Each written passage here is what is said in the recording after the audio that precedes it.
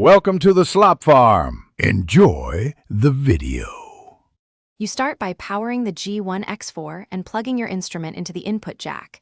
This gives you a clean signal path.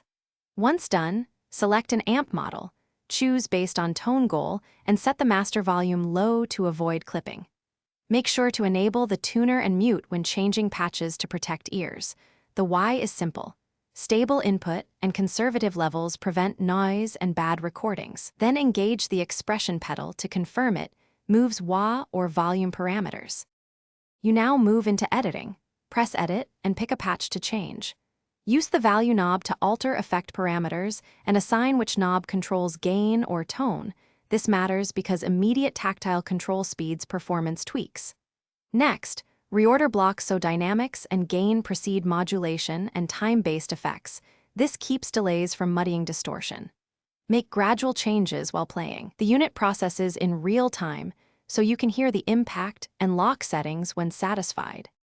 You finish by saving patches. Press right, choose a slot, and confirm. This prevents accidental overwrite.